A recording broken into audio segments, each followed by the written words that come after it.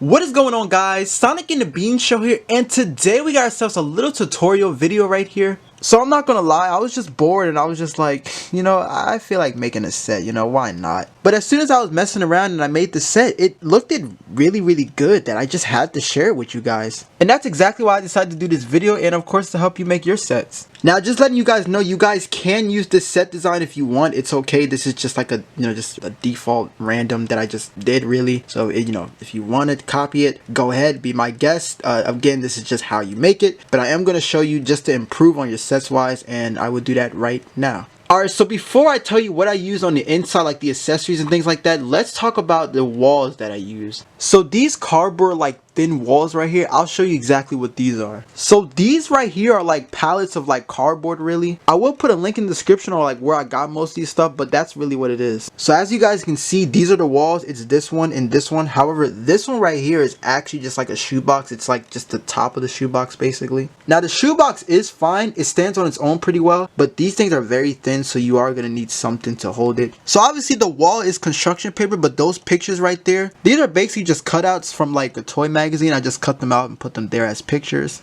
Alright, now let's talk about how I made like these doors slash like entrance basically. So the door actually can open, as you can see. It does open, well, it was open a little bit. The reason why it's like that is because I actually have mountain putty to kind of like try to make it open and close, but of course that maybe I need to add a bit more. But as you guys can see, I did of course cut this out and I just kind of made like a separate like cardboard as a door really. And then of course I did put like construction paper on it, and then this right here, the doorknob is also like a piece of cardboard. And the reason why I added like like this white construction paper around the door is mainly because when I cut the cardboard it looks kind of weird. So if I had just the door it would look kind of messy, but the white paper will like kind of cover that up. It's kind of like a shield in a way, but it looks nice. It looks pretty like unique really. I like it. I'll talk about the entrance on this wall, but let me talk about how I made this. So this right here is like supposed to be a window. Now most people will usually just like cut a hole and then just like leave it like that, but I feel like if you add like plastic, it kind of adds like a little bit like I don't know how to describe it, but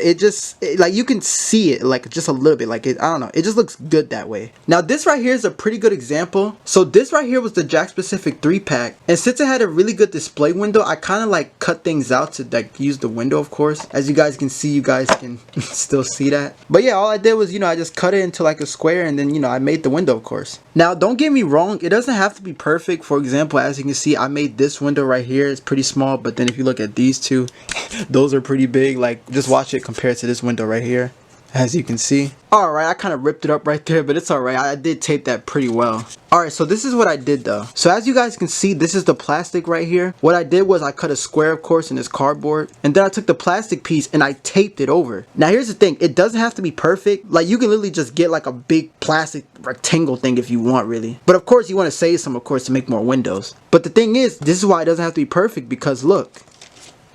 See what I mean? And that's why those white borders are important, because it kind of like covers up like the damage really. It just makes it look good. Obviously it's not gonna look good now because I ripped it up, but you know what I mean. Alright, so now let's talk about this wall over here. Alright, so you guys know how like there'll be living rooms where like there'll be like an entry that goes to a kitchen or a dining room or something like that. Well, that's kind of like what I did here. So what you can do is you can do a wall like this, but what you can do here is that, like for example on this door, you can make a set that's in the kitchen. Obviously you'll probably need like a big table or something, but you don't have to do that. If your camera was facing like this way, then that's when you would make that set behind there as like a background basically. Basically it gives it like a real life like feel, because it's not like a whole square or something. There's like actually more stuff going around in the house, and that's basically why I made these, of course. Alright, how about this for example? So say we're in the kitchen right now, like where the camera's at. This is the kitchen that we're in, right? This is the wall right here. This is how it would look if that was the living room. Say you were filming in the kitchen, but you can still see the living room if the camera was this way. That's what I mean by an example. Same thing with this. If your camera was here and your wall was over here,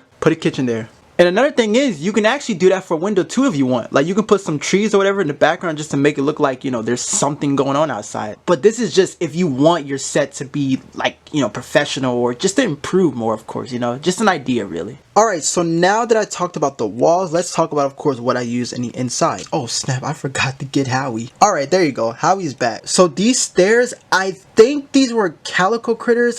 I want to say Calico Critters. I had this for a while. So the stairs is a good example too, because it shows that there is an upper level too. So if you were filming like this, you would know that, you know, there's an upstairs as well. I can't exactly remember where the stairs come from. It probably came from like a house playset. Now almost everything else in here, like the furniture wise, is all like Playmobil. I use Playmobil for all of my sets now. I've been using Playmobil since geez, what was it, my Soul Turmoil episode and my stop motion series, my old stop motion series. I've also been using it on my Sonic Wrestling stop motion, and I plan to use it in, of course, other future stop motions. Of course, I think Playmobil is probably the best when it comes to like small figurine stop motions. Calico Critters is pretty good too, but I would mainly use their stuff for like beds. Really, I think their stuff's really good. The thing about Playmobil is that their stuff is good for display, but stuff for like your figures to sit on or whatever, it's a little bit of a hassle. You might have to use like some tape or whatever. And then of course, you know, you just gotta be creative, man. Like for example, you know, I used the spring as like a coffee table or whatever. Another creative thing I did was this is actually like a Playmobil table, but I put a spring over it just to look like a spring table. I don't know. And then over here, it's kind of like a little desk or whatever, but it's the it's the life box, of course. There's like a laptop right there and like a tree. And then underneath the stairs, there's like other things right there. There's like the shield power box right there. And then there's the 10 rings. And then there's like other Sonic accessories over here. You got like their stuff to go outside. Like there's Weenie's bike. There's Howie's skateboard and Sonic's board. Another thing you can do, this kind of got messed up when I was moving the wall, but this was supposed to be like a floor mat basically. It was supposed to be near the door, but I mean it's it's whatever. That's another creative thing you guys can do.